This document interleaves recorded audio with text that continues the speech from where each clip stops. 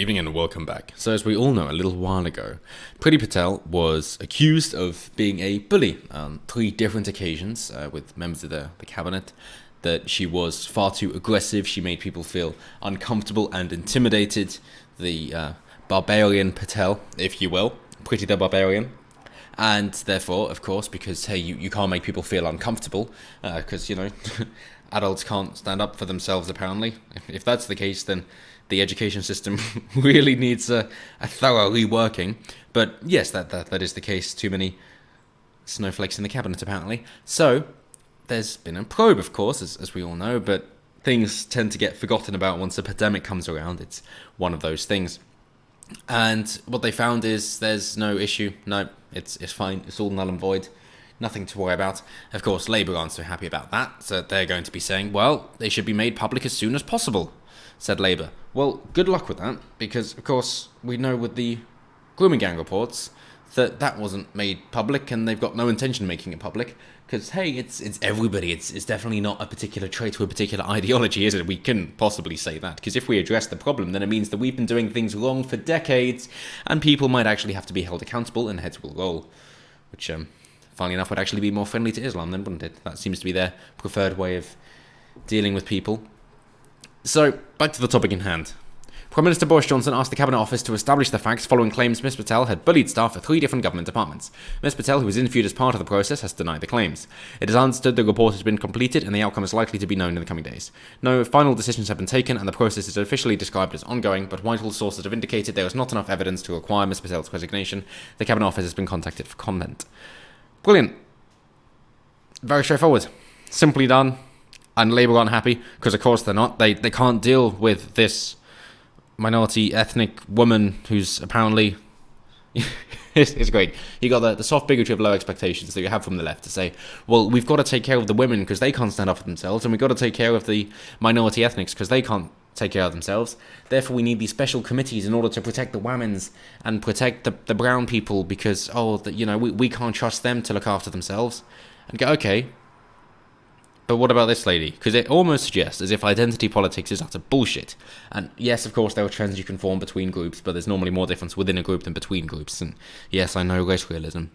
But that being said, when it comes down to the individual, that of course that blows identity politics and collectivism way out of the water, as we're seeing here with Labour kind of calling themselves out to say, oh, maybe there's actually a woman who doesn't need anybody else's support and she can achieve it on her own, and she's minority ethnic. Well, shit. But well done, Labour, for, I don't know, it's probably not self-realisation, but nonetheless, at least you're kind of getting there.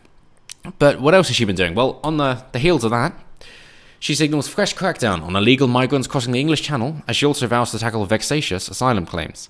So, that's fantastic. Why is there a fresh crackdown? There shouldn't be. I mean, we should have dealt with this after 2016 already, but okay, she hasn't been there that long. But why have immigration numbers still been going up? Why are there 15,000 new migrants a day from Europe, I believe predominantly, in order to pick fruit in Britain? And you could say, oh, that's because the British people don't want to do it. Well, their application's been rejected, but if they don't want to do it, then sure, get rid of the benefit system. I mean, I've already said that should be downscaled quite a bit anyway. I'm not a big fan because I believe in charity and knowing where your money goes. So, with that in mind, she said, oh, there should be a fresh crackdown because, I mean, she hasn't said this exactly, but if we can pay for patrols to go along beaches in order to take people in who are surfing on the water while social distancing, but, being reprimanded for that anyway, if they can then check who's out on the water and who's on the beach because of their patrols along the beach, then why can't they use those same resources in order to stop other people coming across the channel and into Britain? It makes sense, doesn't it? But apparently they can't. So, she said, oh, we're going to have yet another fresh crackdown. And I'm thinking, but are you though? I mean, if we look at her track record, that she's deported a few people probably, but there's so much uproar that it does make it difficult to do this, and people tend to back down too much. Of course, even with dual citizenship and when people have committed crimes and trying to send them back to, like, Jamaica, for example, it wasn't like 3 people got sent back, and that's it. It's just ridiculous. They go, well, how actually effective is this, considering that the media is going to highlight this? You cannot do small raids. It is unfortunate, but you can't. You're going to get a lot of media coverage for however many people you deport, even if it's just a couple. You cannot keep it a secret because they are trying to find this. Therefore, if you actually want to do this, because they're going to mention it every single time, you can't just do 3 people per week, for example, because they're going to highlight it continuously. Instead, what you got to do is say, okay, well, it's this 25,000 group of people here. We've got them all, and they're being deported now. Brilliant. I know it seems like an obscene number, but it's much more effective then, because if the media is trying to report it and make you look bad, pick a number like that, and that'll be far more effective. So if that's what you want to do, that's how to do it. If you want to turn away boats as well, then do that. And maybe not just turn them away, but tow them back. Of course, there are practical implications of that, as they mention here, with France, because that's where they'd be turned back to. And, there are so many adverts for Ramadan and Islam here. Please go away. So she said she is working to agree a scheme with Paris which would allow Britain to return illegal migrants to France after they have come ashore in the UK or if they picked up while at sea. She also vowed to focus Home Office efforts on combating vexatious methods and vexatious claims around illegal immigration and asylum. Yes, I mean, it's supposed to be to the next safe country. And from what I remember, we're not neighbours with a warring country. Not since the Troubles ended anyway in Ireland. So it shouldn't really be an issue, should it? Fantastic. If somebody in Britain wishes to sponsor a refugee and say, well, hey, there's this person, I'm aware of them, or there's a NGO if you want that's set up, and to say, well, here are the people, you can sponsor them, they will live with you, they are your responsibility. If they break the law, then you're responsible as well. If they wish to go down that route, by all means, that's fine.